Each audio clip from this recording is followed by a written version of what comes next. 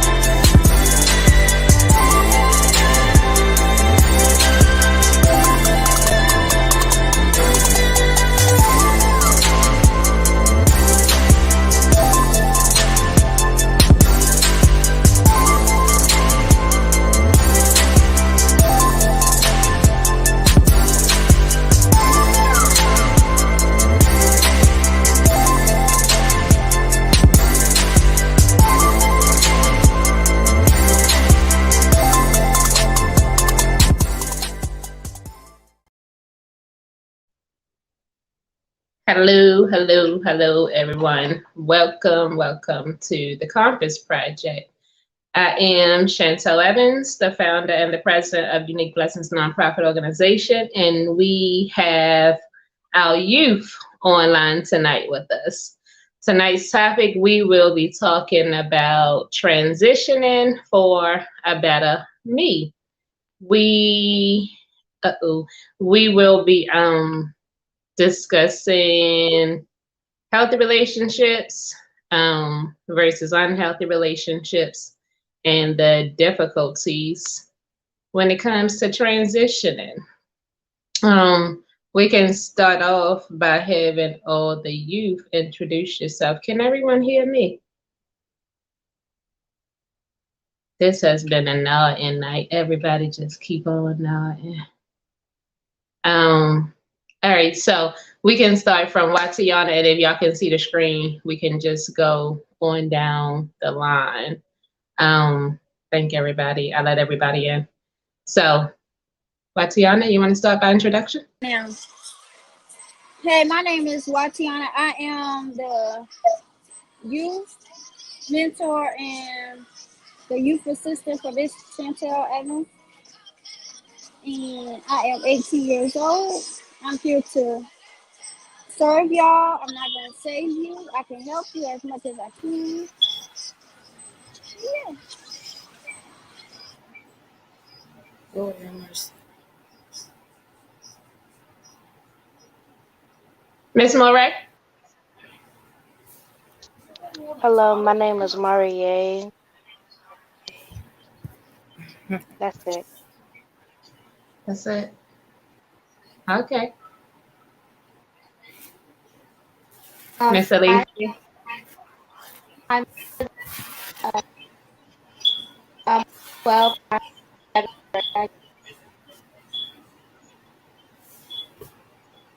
Your phone was breaking up a little bit. We'll come back. If you're not speaking, put your phones on mute. If it's not on you, please. Next.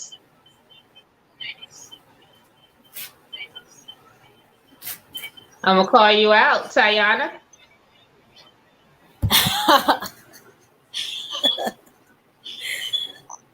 All right. Can we see my your name face? is Tayana. Huh? Can we see your face? And Stacy, put your camera on, please. So we just gotta say our names. Yes, just your name, your age will be enough. And if you want to add something, okay. So if you want to tell us one thing about yourself, let's do that. Name, age, and one thing about yourself. Okay. My name is Tayana. I'm 17, and I like to play ball.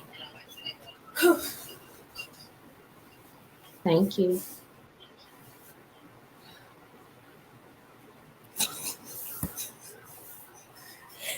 You gotta go mute now. Yeah, put yourself on mute if you are not talking. And Miss Tanisha is on you. Hey, my name is Tanisha Renee. I am here just to be a support for all of you. I'm not here to take anything from you. I'm here to be available in whatever way is needed that I can serve. Thank you.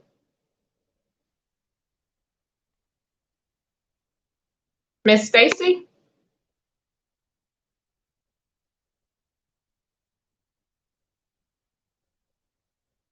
Miss Stacy, you have to unmute yourself. I'm on. You off of mute. We can hear you. And you can, okay, we can hear you. And we can see a white wall. I'm Stacy. I'm 16, and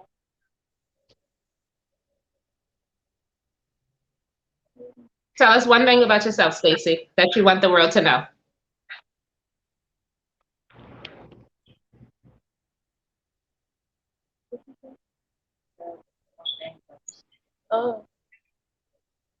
I like watching sports. Say it louder. We can't hear you. I like watching sports. Okay, thank you, Stacy. And last we have. Hey, my camera is like off, so please don't. Okay. Oh my God. Forget it. Okay. My name's Asia. I'm 16. I am a mentee in the Compass Project. Yeah. You know? All right. Well, that's your one thing if you want to tell us just that. Yeah. Yeah. Yeah. Okay, I see a thumbs up. Okay. So thank you all for logging on tonight and for going virtual. I know for some of you it's uncomfortable. I know some of you did not like the camera. So we won't force anything, but we want to get used to existing in the world. We want our voices to be heard. You do matter. And you all know that I challenge you for doing things that's uncomfortable until you become better and become a greater you. And so thank you all for coming tonight. Usually we in person. Tonight we are virtual, again for the second time. And tonight we'll be discussing transitioning for a better you. And so one thing I know that we are transitioning into adding this virtual experience, and it is an experience. So I know it's kind of like awkward. I know Asia always say it feels like we're on the other side of this and the camera is not right. Morier probably want to say something to me in person more than on camera. But I want to start off with just saying thank you again. And let's talk about transitioning. The reason I want to transition is because we are in a pandemic and it has been a lot of transitioning going on. But most of all of you have something in common. You are all teenagers. We're all females.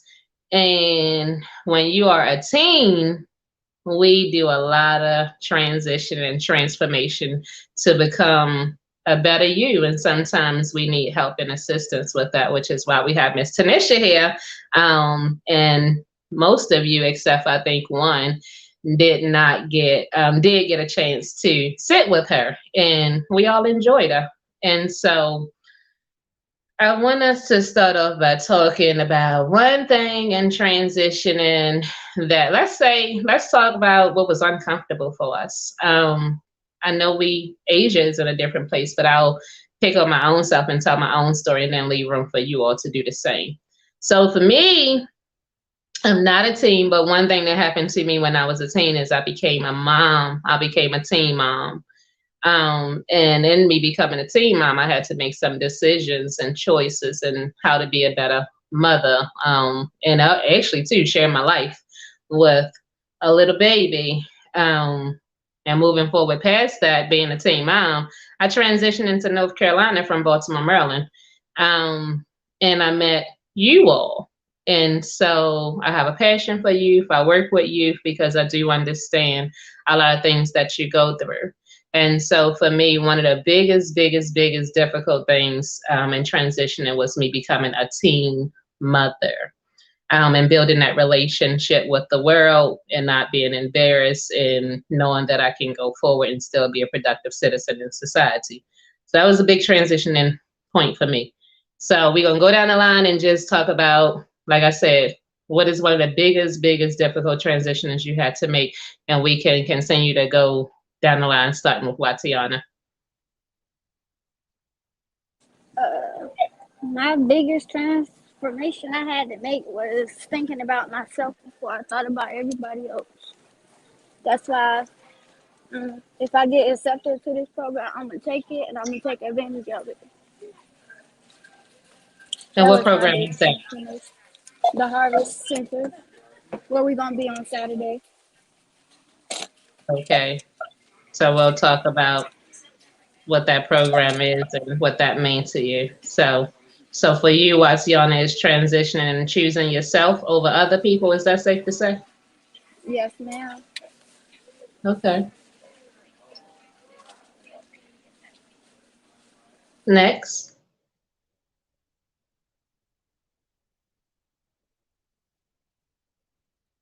Moret.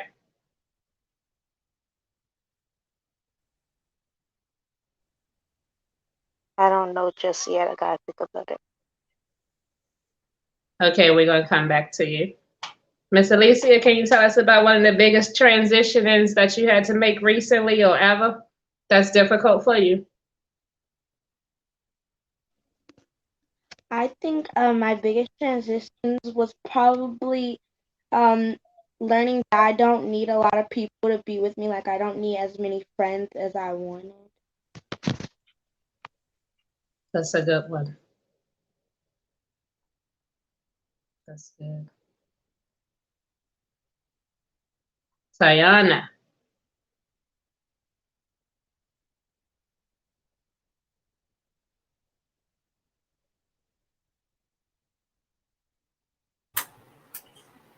Um,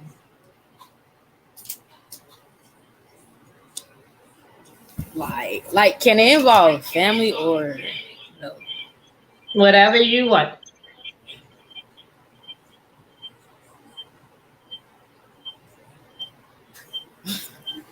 Um, my biggest transition for me was leaving the people that I used to call my family. That you used to call your family? hmm Okay.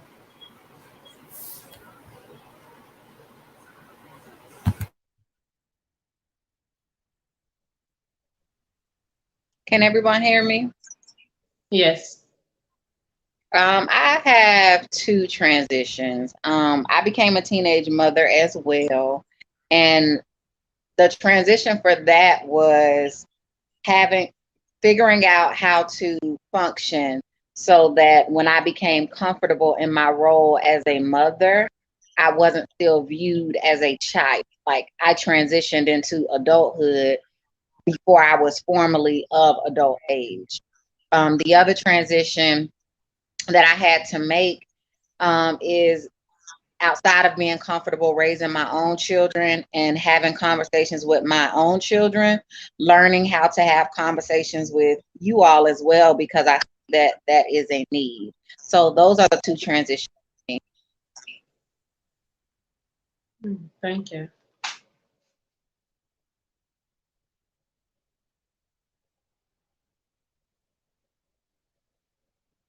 Stacy?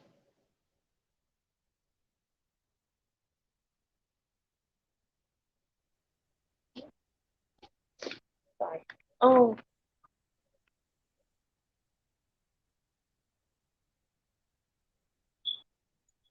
One of mine is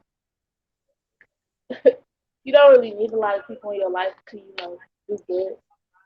Like, hold your own and don't depend on nobody. Come a little bit closer to the phone. We can't really hear you. I said you don't really need a lot of people to succeed in life, and hold your own and don't depend on people. Did everybody get that? Because I didn't.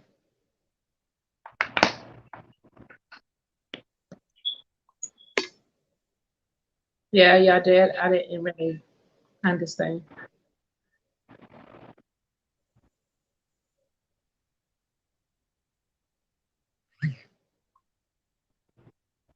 Did everybody get it? I didn't get it.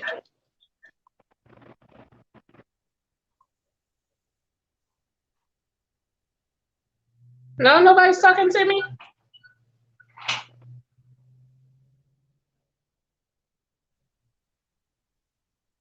Yeah, I got it. I heard what she said, Stacy. Oh, what did she say? I didn't really catch it. She I didn't really said catch it. she said learning how to function by yourself and not depend on other people. Oh yeah, that's good. Okay, I like that. That was Thank you. gonna be what I was gonna say. So I'm gonna just say I agree with her. I was gonna say that. Okay. So it's difficult. So I think the one common thing is transition is difficult. It's difficult to do, but it's not impossible. So with this podcast and with nobody wanting to be on here as far as your face goes, why is it so uncomfortable for you all to face it? Why is it so uncomfortable? And y'all, we can just chime in at this point. We don't have to take turns or anything like that. I'll go first. I know for me, I used to be very uncomfortable doing any type of FaceTime, doing anything live, doing any type of group meeting, especially when the pandemic came. Like, you don't Zoom me, I don't want to be on Teams. And the reason I was uncomfortable was because the root of it was a trust issue. I don't know who's behind your camera listening to what I'm saying. Like, if I'm comfortable with you, I'm comfortable with you. Perhaps I don't want to share my essence and who I am with your friends because they're your friends. They're not my friends. So that would be something that I had to, first of all, acknowledge and then work through as far as being on camera. Mm-hmm. And I had the same, and I mean, I want us to just kind of have a free, open conversation and discussion, just like as if we were in person, y'all. Because when we in person, Miss Tanisha got a chance to see that we do talk. So right now, I mean, I'm not sure how many people can see, like as far as how many viewers. Right now, it's not a lot of viewers there. I always find a safe space that's alone when I have these conversations. The reason that I think that it's very, very important for us to have these conversations and these topics is because it's people that's just like you all. And when I thought about starting the Compass Project, I felt alone. So one thing that happened was, some of you all know the story about my daughter being caught into human trafficking. And that's kind of why the organization exists today. So that was a big, big, big, big adjustment that I had to live with. And she's a teenager just like you all. Most of you on here got a chance to meet her. Some of you on here know her, and some of you kind of seen her but don't really know her. And so she went into human trafficking only at the age of 14. And so I had to get used to people looking at us. I had to get used to people making up their own story or versions on what happened. But most of all, one thing that I noticed is that the youth didn't have a platform and a safe space for their voices. I would sit down, I would work with the schools, I would talk to parents, and I even found myself doing it. we always speak for you guys. We don't allow you guys to speak. We don't take time to see it from your perspective because we're parents. You all are children or, preteens. And, a lot of times people say, stay in a child's place and different things like that. What I like to do is I like to recognize that you all do have a place and a space into the world, and that we're not in the same spaces that we were when I was 14 years old. When I was 14 years old, we didn't have platforms like this. We didn't have a place where we can go and we can do lives and we can do podcasts. And what I noticed recently over the past couple of weeks is that I started to see the youth or some people recording the negative side of you, but it's not a lot of people that record the positive side of you. A lot of people don't know that you take the initiative to show up every Wednesday night to have conversations and to find solutions to your issues. And a big one being, how do I transition or make that transformation to be a better me? How do I get comfortable coming into spaces and places where people usually say, stay in the kid's place. You only a child. Nobody know what you're talking about. You don't know what you're talking about. One thing I can't stand that I hear teachers say is, I got mine and you got yours to get. That's not how it's supposed to be. And so what we like to do on the Compass Project is we like to make sure that you all have a voice in a space to address us as adults and to express your concerns and to say, look, no, this is what needs to be done versus this is working, this is not working. And how can we change that narrative of the youth are trouble or the youth, they're not going to listen anyway.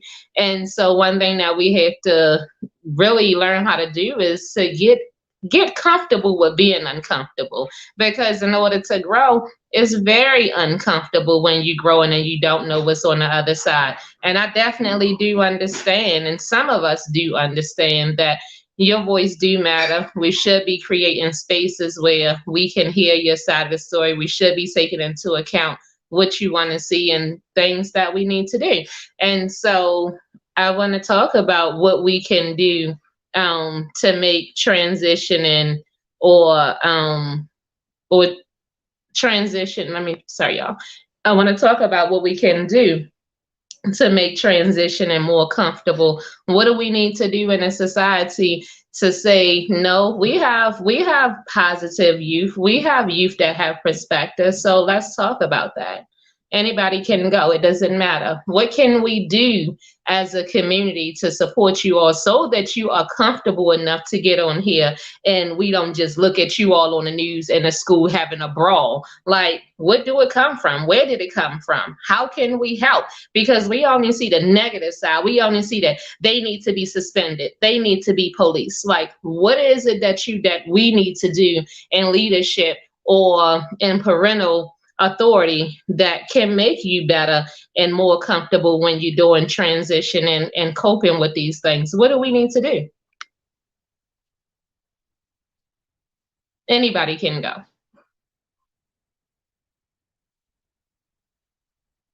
I'm gonna call you out.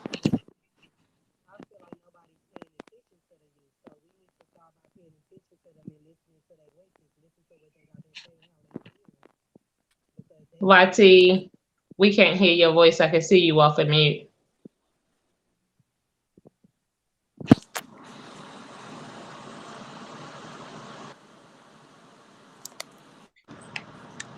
Can y'all hear me? Yeah, we can hear you. I feel like we need to pay more attention to our youth, like whether it's children in our house or children that we don't know. We need to pay attention, because even so much as a child that may not be familiar with you or who you are, never seen you a day in your life, every child has a story to tell. And just like us as grown adults go through stuff, children go through stuff as well. Like, they go through just as much as we go through. They are equal. They are a part of us. I totally agree. I would have to agree with that as well. YT, can you fix your volume or take yourself off of mute and see if we can hear you? Can you hear me? We can.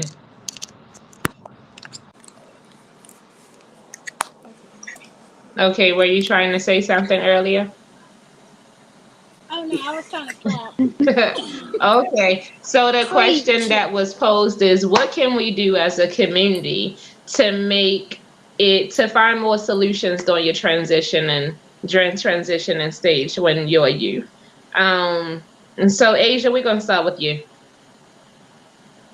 What can we do to make it better in transitioning? Well, I mean, as my sister said, talk to us, the youth. Oh my God. Okay. Because it's like freezing and then it's opposite. So, You're okay, there we fine go. on our end. We can hear you. Oh, okay. I would agree with my sister. Yes, we need to talk to us more because in our brains, we like to think of our own opinions and our own mistakes and think we can handle it, but we really can't. So that's my answer.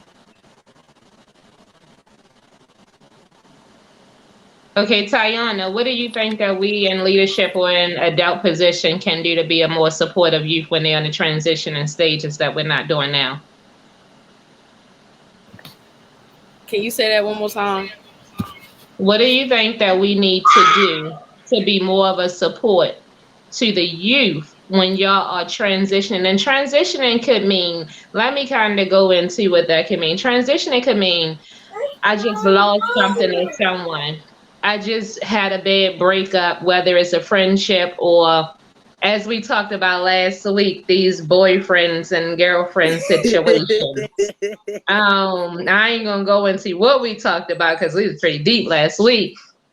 But transitioning could mean, I didn't do that well in school when I thought I could. I lost a job. I moved to a new area. So, what is it that the community can do that's in leadership position to be more support so that you all can be successful? You can know that you have support, you can cope, and you can become a better you. What is it that we can do that? Make us feel like we're not alone. Go ahead. I'm sorry, Watiana. I said make us feel like we're How not can we do alone. that? By at least being not telling us what to do, but at least trying to show us what to do and how to do it. So we won't make the wrong mistake again. Okay, I so I'm gonna play devil's advocate just a little bit, and the adults on y'all can join in if y'all want to. So I'm gonna play devil's advocate, and I'm gonna say, well, every time we try to show y'all what to do, y'all don't never want to listen to us, and y'all just do what you want to do anyway. So come on, give me some feedback. So, I You can't just help any and everybody. You gotta help the ones that need help, not the ones that act like they want help but they really don't want it. You gotta help the ones that show up, not the ones that don't show up for nothing or show up halfway. You gotta show up all the way to get real help. Okay, one of the adults can take the floor. I'm gonna sit back a little bit and shut up. would have to say to you playing devil's advocate, penetrate the wall. And what I mean by that is what I see as an adult is that baby or that teenager, the one that needs the most help is often the one that has the thickest wall. So that looks like a lot of anger, a lot of back talk. I've been grown since I was 11, so everybody leave my life anyway. You're going to be temporary, so I'm not even going to get comfortable with you in my space. So I'm saying in a leadership role, in a mentor role, if you are an adult that wants to help, you have to be prepared to penetrate that wall. And that means being consistent. When you show up, you can't just talk at that youth. You have to talk with that youth. They need an outlet. When we talk about poverty or impoverished communities, everybody wants to say food stamps, Medicaid, food pantries. These are human beings that have a functioning mind, that have emotion. They need an outlet outside of basic human necessities, which is food, shelter, clothing. What's really going on? So that dialogue becomes very important because the need that I am offering as a mentor, as a leader, as an adult that wants to quote unquote give back, that may not be a one size fits all type of situation. This youth over here may need something totally different than what that other youth needs. So I would have to say penetrate that wall. And what that looks like is create a dialogue, be consistent, and allow that youth to have an outlet. You don't have to agree with that outlet, but that's where guidance comes into play. What I see with our young Black girls, because a lot of us do develop early, it's as though the minute they hit puberty and develop some curves, even though she may be 13 or 14, you're no longer treating her like she's 13 or 14. You're treating her like she's a grown woman because she has developed as though she appears to be a grown woman. So, but she still has the mind of a 13 or a 14-year-old. So what that looks like is, yes, I recognize you 13 and 14 stay in a child's place, but when I'm talking to you and when I'm interacting with you, I have seen adults refer to that young lady as a derogatory term because she doesn't know she can no longer wear her same clothes. They're gonna have a different look when you got some curves. They're gonna give off a different vibe when you have developed. She don't know that yet because she's still 13 or 14. That's something as simple as, okay, look, these are the stages. I need to prepare you for the next stage. Let me give you an understanding as to why this conversation is important. But what I see in a lot of leaders, mentors, adults who say they're here to help is that's the wrong thing to wear. You need to go home and change, but you have not shown that person what clothes would fit their body type. Does that make sense? Yes. So that's what I would have to say. Penetrate the wall, have the dialogue, be consistent, and allow that youth to have an out. I totally agree. Okay, so Miss Tayana, you thought that we lost you and I forgot you. So do you agree with what you heard so far? If yes, why? If no, please explain.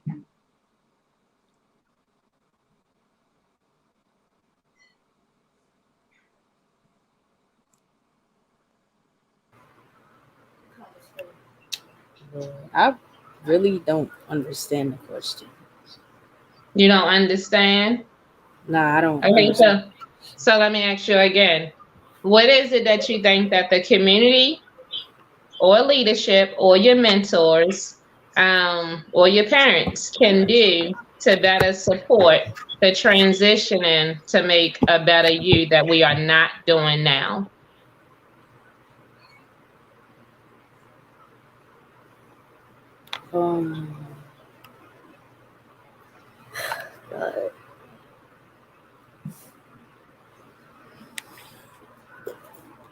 Or if it's easy, can you tell me some things that we are doing that you wish we stopped doing because it's not working? Is that easier?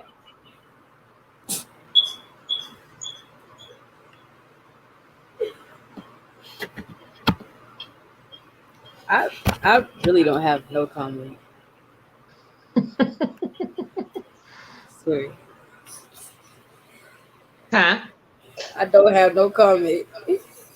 So do you think that everything that's being done in society is supportive of you while you're going through transition? And for you, I know you'll be graduating soon.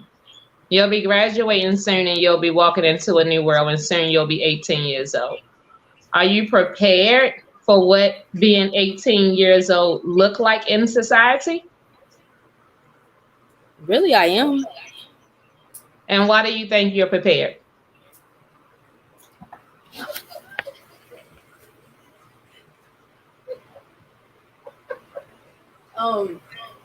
I think I'm prepared because I know like how my life is gonna be when I turn 18. Like when I hit that age, it's gonna be to the point, where I just gotta like make my own decisions, do things on my own.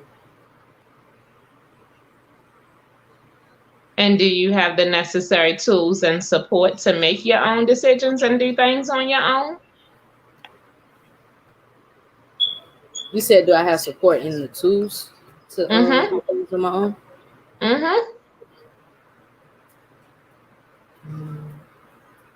And tools could be, you know where to go at, or you already have someone talk? Because you'll be 18 in a couple months, correct? Yes, ma'am. Okay, so in a couple months, you'll have to make some tough decisions.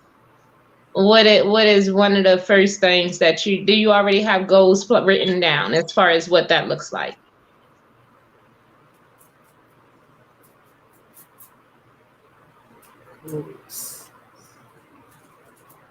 I don't know. I'll say I would. I mean,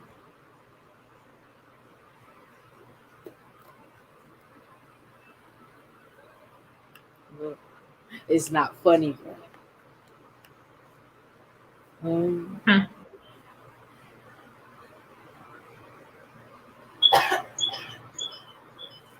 don't know. I'm speechless. Okay, and that's fine. So besides the Compass Project, do you have another support system or another program that you plan to work with when you make the transition into 18? Not that you are not welcome here, because you are. Mm-hmm. Do you have another program that you could share with us, or where do 18-year-olds go? Like, when I turned 18, I didn't know where to go. I promise you, all I knew was I could escape my mother's house and she couldn't report me missing.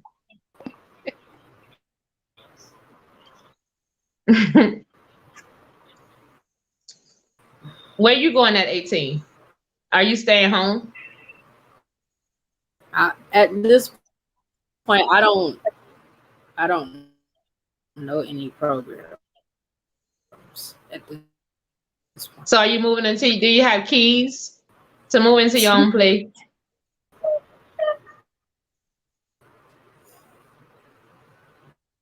Because society. No, ma'am, I'm not. Okay. Okay, and one of the adults can back me up on this. Society says when you turn 18, and I'm telling you, I disagree. I'm really not gonna be in Charlotte. Okay, where you gonna be at? We want to come. Nah, I don't have keys. Huh? I know I want to come. I like to travel. I want to go. Yeah, Tanisha want to go. Who else want to go? It's gonna take time. I want to go. You want to go, Watiana? Yeah, because that's probably when I'll be graduating from my program. Okay, so Watiana want to go. Tanisha want to go. I want to go. So where we going at 18?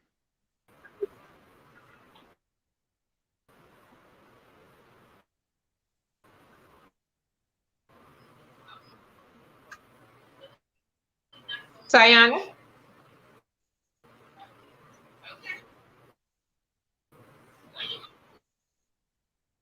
You want me to come back to you?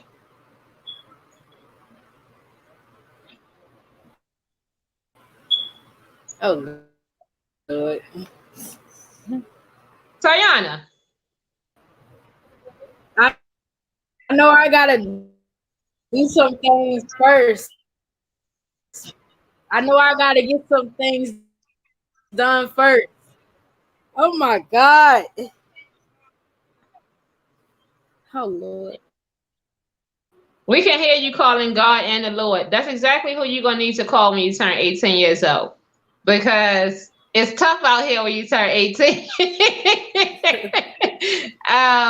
So you're on the right track. The Lord and God is definitely, you're gonna need that on your side. And making plans, that is a great start. So you don't have to know what those plans look like. And I just wanted to challenge you and just kind of give you an idea of, what does ready look like? We all say we ready because society says we're 18. Oh my God. Oh my God. I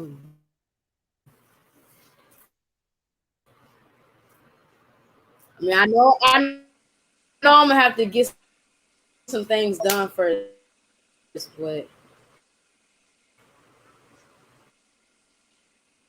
and that's a great start. I'm not just gonna be living in Charlotte. You're not gonna be what? Living in Charlotte. Okay.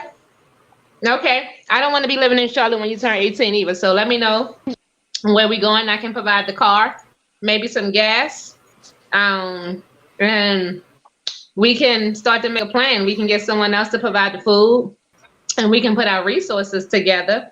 Definitely got to get a location and a destination and see how far we got to go. So definitely just start thinking about that, because society says that when you're 18, that this magic's supposed to happen and you're supposed to be gone. I chime in on that. Yes. I would say I had my first apartment at 16 years old, and I could do that because I was what is referred to as an emancipated minor, meaning it, in plain language, I was able to divorce my parents because I went to court and I proved to a court or showed to a court that I could take better care of myself than my caregivers at that. So as an emancipated minor, I literally signed my very first lease at 16 years old. And it was all right for 10 and a half months. And what I noticed, Alexa, lights on. Okay.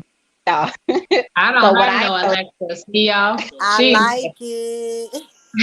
Is she time sensitive? But honestly, what I noticed is that as I was on my own and being grown and acting grown and doing grown things, I didn't volunteer for bills. Like, they just came. You know what I'm saying? Like, they developed. And the older that I got and the more my lifestyle changed, or say I wanted a better cell phone, or I decided I wanted a vehicle, one of the things that caught me off guard was, okay, I got this car and I can pay for gas. Oh, wait a minute, I have to pay for insurance and maintenance too? Like, they didn't tell me that part. That caught me off guard. Or I make enough money to pay my rent. Oh, but I got to pay for groceries and electricity and water as well. And if something break, I got to pay for that to fix that as well. So bills developed. It's not something I raised my hand and was like, oh, me. No, when I was 16, 17 years old, I had the thought process that my entire check was for me. I got a rude awakening. When I got my first check, I literally went to my boss and was like, y'all took some minuses off of this. What is this? And she laughed and was like, baby, those are taxes. Okay, school didn't tell me about that. Not that when I did the math, when I came and worked for you for 40 hours, I didn't calculate you taking this out. Like, I want all of it. And they were like, nope, you got to wait to the next year. So I say all of that to say, when we're transitioning into adulthood, whether you are of legal age at 18 or 21 or early like me at 16 years old, nobody has that conversation and prepares you for what that looks like. It's a you better do this. You not going to be able to do this, or wait till you get on your own. But I don't hear a courteous, respectful dialogue that says, hey, baby girl, let me tell you what you can expect. This is what that looks like. You understand what I'm saying? So when I hear Miss Chantel ask you, Tiana, or the rest of you, like, where are you going? What's your plans? What I'm listening for is a step-by-step. And I'm telling you that step-by-step, 1, 2, 3, oh, it's going to be out of order. Adversity is going to come and rock your world, because that's how life is. It's not A, B, C, D. You understand what I'm saying? But if you have a guide, if you have an outline, you're more prone to be able to cope. And I'm going to end with saying this. Having those life skills to be able to cope and handle when stuff don't go how you planned, or to be able to live independently, makes you less likely to be a target for somebody to come after you and use you and manipulate you because you feel like you need them, whoever them is, because you're not able to do it on your own or make it happen on your own. That's the importance of resources. When Miss Chantel says, what other resources do you know of? It could be a relative, it could be a family member, it could be your main apple scrapper that you done known since 3rd grade, but somebody that's loyal and committed to your goals, your aspirations, that's going to be there and help you through. Those resources become important because those people who really are alone in the world, and I'm going to talk about me. Let me say I was in situations where I felt alone. I couldn't call my mom. She didn't even know how to drive when I got my first car. To this day, she still don't know how to drive. I couldn't call my dad like I saw so many of my other friend girls doing because he was in prison, still incarcerated to this day. I couldn't call my aunts and my uncles. I sure enough couldn't call my grandparents. They grew up in a different time. And those teachers that I thought were kind of cool, they drew a line, a boundary line that said, yo, I'm your educator, but I'm really not allowed to do this, that, and the third. So resources became important. They became a saving grace. I had to know where I could go when I couldn't afford food for that month. I had to know where I could go when I couldn't pay this bill because I didn't have nobody in my family I could borrow money from. And when I went to the bank or the credit union, they told me like I wasn't eligible. Like we need to see some history. We didn't have that type of conversation in school. We didn't. So that's why it becomes important to have an outline or a goal or an idea, not only of where you want to go when you turn 18 and what that looks like, but we have to fill in the blank. And it's cool if you don't know, but you have to be comfortable saying, you know what, I really didn't think that through. Maybe it's something I'm overlooking. Let's go ahead and have that conversation. Well said. Thank you so much, Ms. Tanisha. Moray.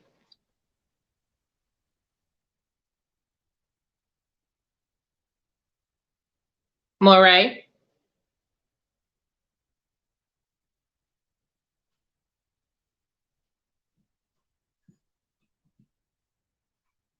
Okay, I'm not sure where she is at, but you guys need to be on the camera. Everyone needs to be on the camera and participating tonight. That is asked of you, and we discussed that before we got on. We have about 29 minutes left on this podcast, and this is very serious.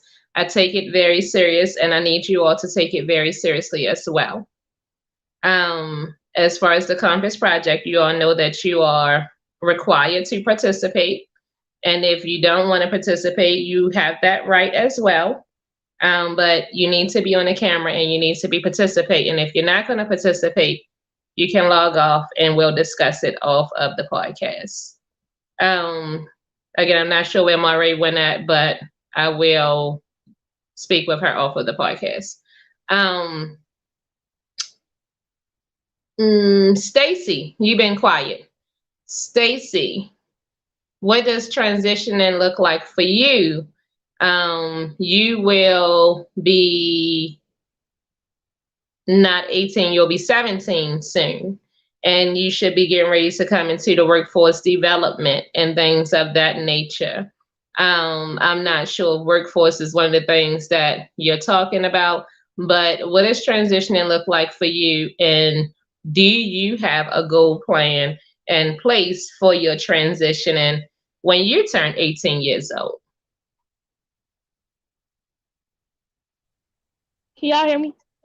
Yes. Okay, I don't understand the first question, but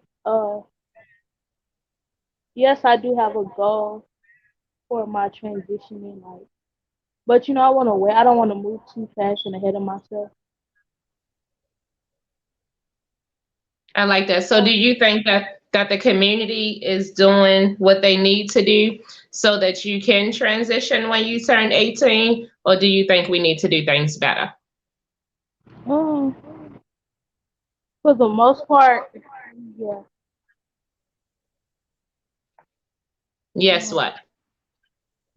The community is doing what they're supposed to. But I feel like they could listen just a little more. In what areas, if you don't mind us talking about it? Because I actually agree with you.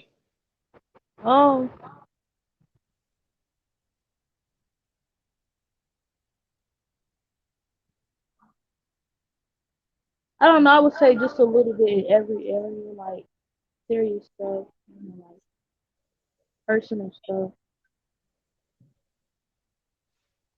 Personal stuff. Do you feel like while you in the community at this stage or phase in your life, do you feel like it's times when people in leadership position or people that can give resources like Ms. Tanisha was talking about, that you're overlooked, or do you feel like you're included?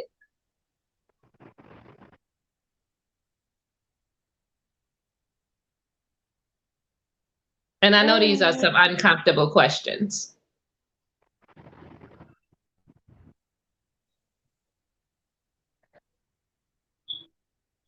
Could you repeat that?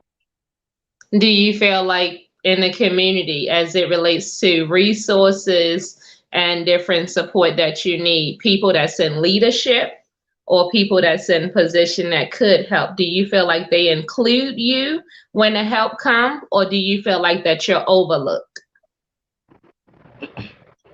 Meaning you're not included.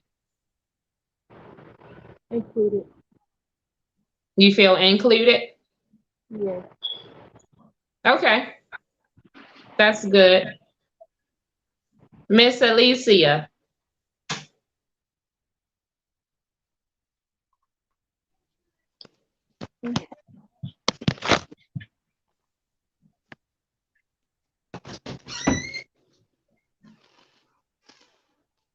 Miss Alicia, are you there?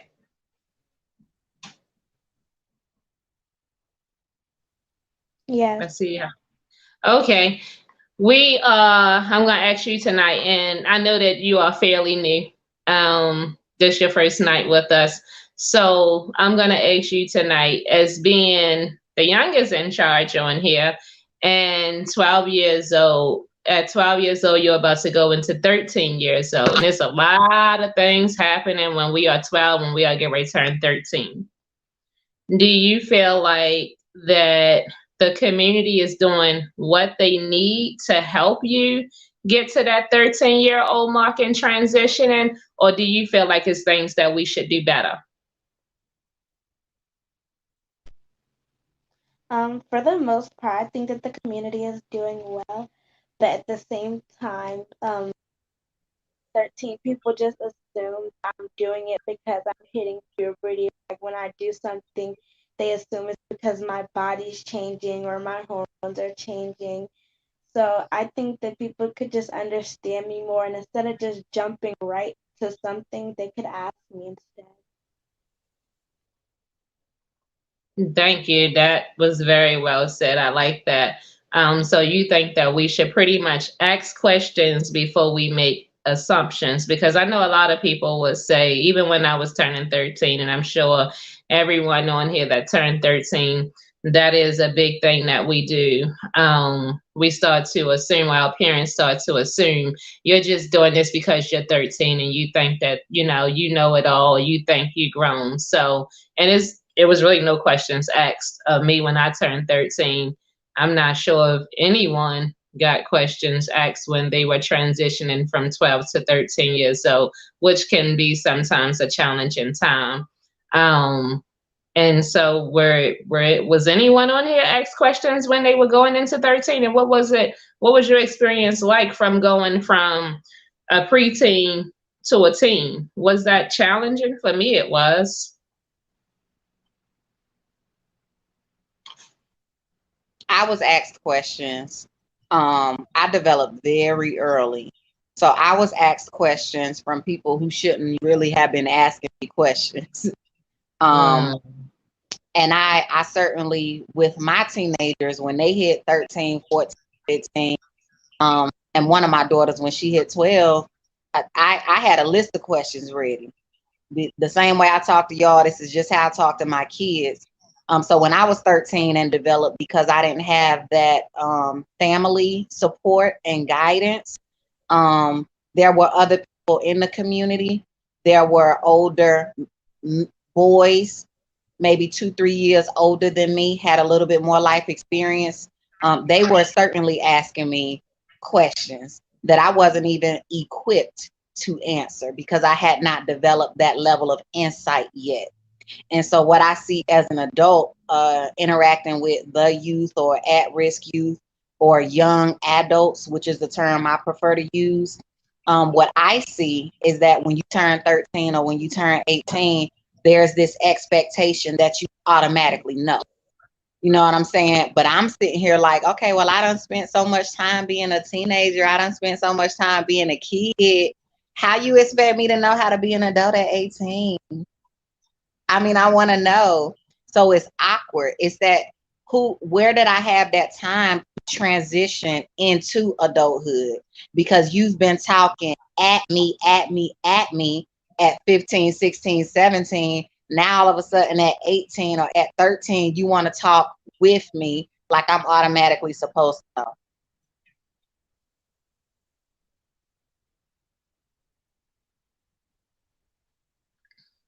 I totally agree. Do anybody else want to add?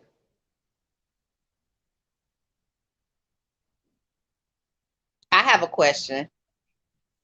Anybody chime in? I'm gonna use an I statement because I feel like maybe the question would be more clear that way.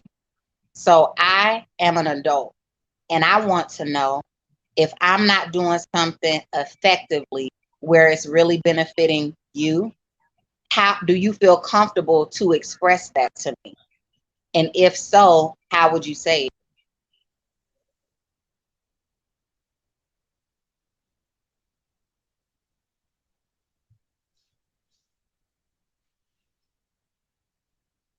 Nobody feels comfortable telling an adult when they're not as effective as they think they're being.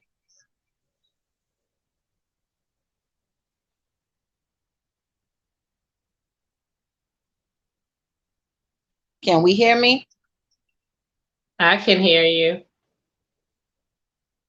Does anybody feel comfortable explaining to an adult when they're not actually helping, but actually doing more harm? Yes, ma'am. How would you have that conversation? How would you initiate that conversation? When my mom and my dad knew, they felt the disconnection, and then my mama reconnected with me by at least trying to help me. They're not trying to hurt me. But my dad, he hurted me the most when I thought he was the one that was going to help me. But it turns out to be the other way around. But my mom's so sick, so she really can't help me how she want to help me. She can help me where she can. And I appreciate her for that because she couldn't have helped me at all, but she chose to.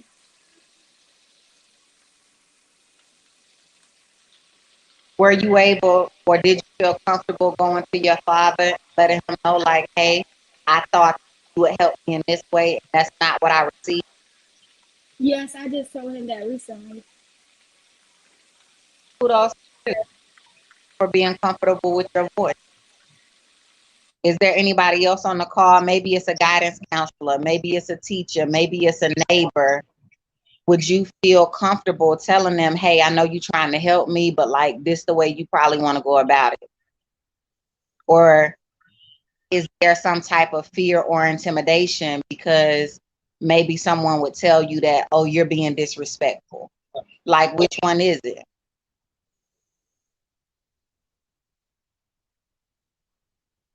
I know somebody in the chat comment said, because the youth, they're always criticized. And I think she said it early on, but I think she was meaning that they're always criticized, and that's why they kind of don't want to talk or share what they have going on. I'm not sure if everybody agree with that. I know that the youth are often judged, especially today, because things look so different than it did when we were growing up. And I don't think a lot of adults can admit that we just don't know, right? For instance, when, sometimes logging on to some of these devices, there's a lot of things that I don't know.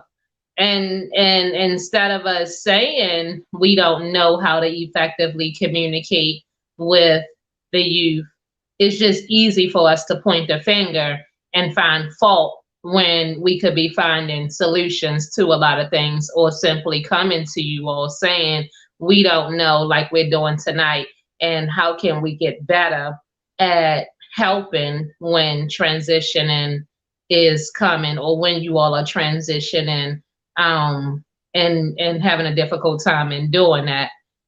But I want you all to also take opportunity and take advantage that when someone come to you, be okay with using your voice. And I'm curious to know too, like, do you all not use your voice because of judgment, or someone is gonna say that you all are being disrespectful? Why are we so quiet tonight? Because usually in person we're not this quiet. So why we're so quiet tonight with this whole transition, and with us having a virtual experience in addition to our in-person sessions?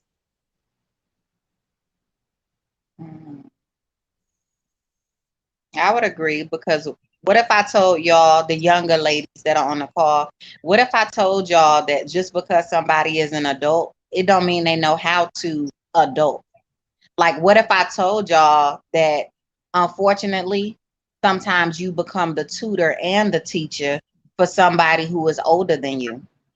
Like, what if I told you that, yo, I'm an adult, I don't know what this is, but I'm too embarrassed to admit that I don't know because I'm older than you. So I'm gonna pretend like I do know, and I'm gonna pull rank and make you feel inferior. Like, what if I told you that sometimes you become the tutor and the teacher for somebody that's older than you? I give you an example really quickly. My daughter is 14. She's a freshman in high school. She was having an issue with her teacher, and to keep it 100, the teacher was in the wrong. The teacher would say stuff like, I got my degree, you ain't got yours yet. You know, the teacher would say things like, you say your stomach hurt, but it ain't hurt. You know what I'm saying? So as an adult, I'm looking at my daughter like, okay, try it this way, tell another adult, because if I have to go to the school, I have to know that you done dotted your I's and crossed your T's. You know, because the same way I'm talking to you guys, I'm just as transparent with adults, right? So I had to explain to her, you know, maybe that teacher doesn't know that you are mature for a 14-year-old. The average 14-year-old doesn't act like you. You know, you have to demonstrate this and that, and you become the teacher's teacher. You become a tutor for that teacher or for that adult. So that's my question to you all. What if I told you that there are situations where you become the tutor, you become the teacher, even at 12, 13, 16, 17, 18, like you wear that hat sometimes, because even though you're young, let's keep it 100. Being young and Black, oftentimes we are put in adult situations. Oftentimes we have been in circumstances where we had to grow up a little bit quick. So you may not know everything, but you know a little something, and you can reteach that to somebody else. Does that make sense? I agree. So what that boils down to is feeling comfortable enough to use your voice. You know, like I'm telling you, if nobody ever told you, I'm giving you permission right now. Like, yo, you know more than what you think you know on some instances. There are some areas that you still a little miseducated in, because nobody is uneducated. Everybody knows something. So there may be some areas that you are miseducated in, but there are some other areas like, yo, you killing it. Like, I'm giving you permission to use your voice. If there is an adult that's constantly in your face and you just, oh my God, you won't leave me alone, you won't shut up, because we know that's what you're thinking. We know that's what you're thinking. Like, you in my face, you won't leave me alone, you won't shut up, you nagging me, you egging me. You know, for my daughter, she was like, Ma, they always telling me to take my hood off in school, but I'm an honor roll student. What's the big deal with my hood? I'm like, let them know that them kids aggravating you because they think you trying to hide.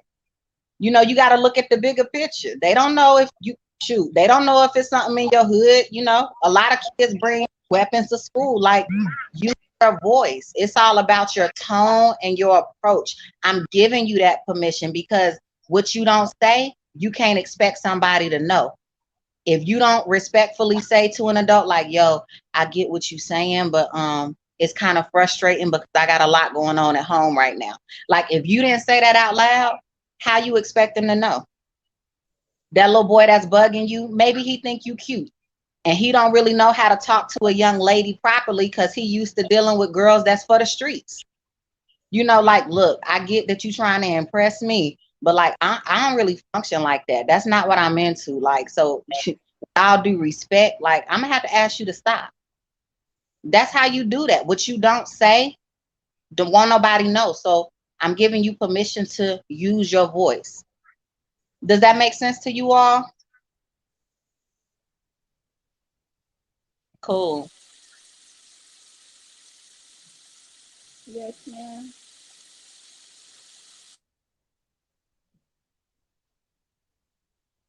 Do anybody want to add anything else to the topic? Is it anything else that we could talk about more about transitioning? I mean, I know y'all not giving me a lot like y'all usually give me in person, and we're gonna do more of these podcasts so that you all can learn how to be comfortable, because we have resources beyond the room and beyond that comfort zone.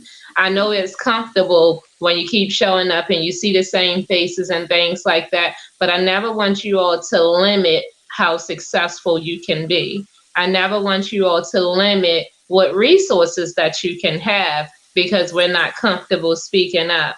No matter how many times someone tell you that you can't, no matter how many times someone tell you no, I understand that on the other side of no, there is a yes. I understand that just because one person said you can't doesn't mean the world is not waiting for you, and know that you can. I'm going to keep on challenging you. Like I said, I'm not going to stop doing what I know that's healthy for you. And hopefully one day you all will be in a position where you're using your voice and you're teaching your peers how to use their voice positive. I know that each and every one of you have a cell phone, so we can't say that you're afraid of the cell phone, because when I take them cell phones away and we doing our enrichment workshop, y'all usually are not happy. So I know that we have TikToks and snaps and all of that. I want you all to learn how to treat your positive resources and your support system just as if it was a TikTok, just as if it was a snap, because you never know how far your voice can go and what doors it can open for you when you're in the transitioning stage. And like Miss Tanisha said, or Queen Tanisha said, it's not always about when you turn 18. Sometimes we have to do these things at 16. Sometimes we have to do these things at 12 and 13. And what one need doesn't mean that that's what the other one needs. The more that the community can hear your voice and hear your side, the better we can become in leadership position, and you all can hold those that's in spaces and places accountable, just like we hold you all accountable when you go into schools, when you go into these places. We say, oh, you need to have good behavior, you need to have, better grades, you need to pull your pants up, put your belt on, stop using profanity. I want you all to know that you have the same leverage in the community that the community have for you. Just like we hold you all responsible and accountable, learn how to use your voice and speak up and say, you all can do this better. You all need to start asking more questions and stop assuming, and do it respectfully. And the more that you use your voice, you all will begin to see that it does matter, that the world is waiting for you, and we believe in you. For those that stayed on camera, I thank you all for staying on camera. For those that did not stay on camera, again, we're going to discuss that off of the podcast. But this is a platform that's made for you all, that's dedicated to you all. And I don't want it to be just the adults' voices. The more we come on, we'll get better every time. And like I said, I know that my girls do snaps. I know that my girls do TikToks, because I see them. I know that you all do selfies and things like that. So I'm not going to accept the excuse of, well, we couldn't be on. It's not like we had 1 million views, because we did not. And so I want you all to be able to use this as a resource for your voice to be heard and your face to be seen. It's okay that you hold your head up and you show your face and exist in society, and continue to be better when it comes to transitioning. And so it's 8:23, and we usually end at 8:30. If anyone have anything to add, we can do that now. Miss Tanisha, if you want, you can close us out. If they don't have anything to add, and that's my piece for the night. So thank you all for showing up for the podcast. I appreciate each and every one of you. I do. I will close. Was that somebody that wanted to say something? Okay, I will close us out. I would, how do I say this? I'm not here to make anyone feel uncomfortable. Like, I want to help. I'm here as an additional support. And I know I speak with an assertive tone. So if it's bothersome to somebody, it's okay to say something. My feelings will not be hurt. I would just suggest that until we meet next week, for those of you who do want my number, I do not mind giving it out because I'm here as an additional support. But if there was a topic that you want to discuss and maybe you didn't want anybody to know that that topic was from you, shoot Miss Chantel a text. If you want my number, hey, ask her like, hey, Miss Chantel, can you scoop me Miss Renee number? Text me first because I don't be picking up numbers I don't recognize. But I'm willing to have that dialogue. Like, that's what this platform is for. And I'll end by saying this. I want to know what's behind the image. It's easy when we get our hair done, when we get our nails done, when we get our lashes done, to go on social media with a selfie and post this image of what we want to be or how we feel. Like, I am more interested in what's behind the image, because when you transition into adulthood, when you transition out of grade school, when you transition into the real world, you can't go to the grocery store and say, I'm pretty, run me my groceries. You can't go to the car lot and say, I'm pretty, run me a car. It's going to take more than that physical appearance to get things accomplished in this world. And don't be fooled by the, let me be respectful, by the women that are portraying that just because they're pretty, they get everything they want. They're paying for it in a different way, because it's more than about an image. So that's how I would close out. I really want to know what's behind, what do you not want people to see? That's the core of what we have to get to with this platform. We want to hear what's going on with you ladies, because you have to be equipped and prepared to function outside of this group, outside of school, outside in the real world. When you are an adult, you have to be prepared to have those conversations, whether it's a friendship, a relationship, a relative. Like, there are certain dialogues that you must, as a healthy individual, be prepared to have as it relates to your standards, your boundaries, your aspirations, what's important to you and why. Because if you can't say why it's important to you, somebody gonna look at you and be like, yep, I can manipulate that one. Yep, I know what she not getting at home. Oh, yep, she want the love of a father and her daddy ain't there. Bet. I'm one way. I'm one way, and I'm not even thinking about your wants and your desires. I'm all me. So that's important, y'all. That's why dialogue is important. If you want my number, get it from Miss Chantel. I'm giving you permission to give it out. That doesn't bother me at all. Yes, ma'am. All right. Thank you all. Do anyone else have anything to add?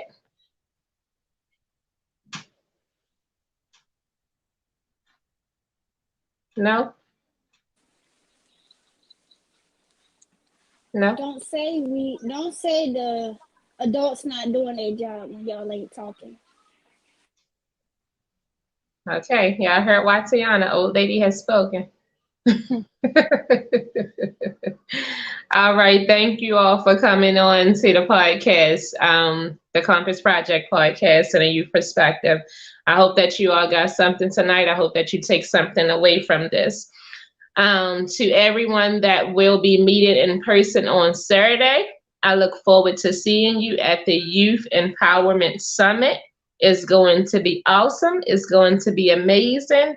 And until then, y'all have a good rest of the week. And then I will see you all on Saturday, whoever is coming. I have a question. Yes. Because, Unique Blessings is a family. Are we color coordinating? Are we showing up like in solidarity? Like, I think think we should. I think we should. We need to spend some time getting some, even making some t-shirts or getting some t-shirts made. But I think we can pick out a color. So since it was your idea, what color tops and what color bottoms should we have? I think everybody got black or blue bottoms. So what color tops? Does everybody have a beige or cream colored shirt? I think I can find one. Do everybody have cream color shirts that's coming on Saturday? Yeah. No. Okay. We'll work on that color. We'll think of because I see some of you guys like darker colors like black, gray, blue. You know, I'm a girly girl. I'm with the yellows and the pinks. So we need a neutral color that everybody can be all right with. Yeah, I like light colors too, or bright colors, to be honest. So who plan on coming on Saturday? Asia, are you planning on coming to Charlotte on Saturday? Speak. Can we speak? No. Okay, so Asia, you won't be there. Tayana, are you planning on being in attendance on Saturday?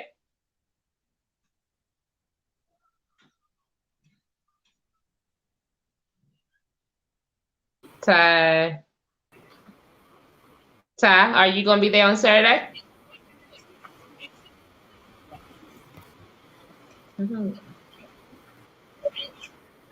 Huh?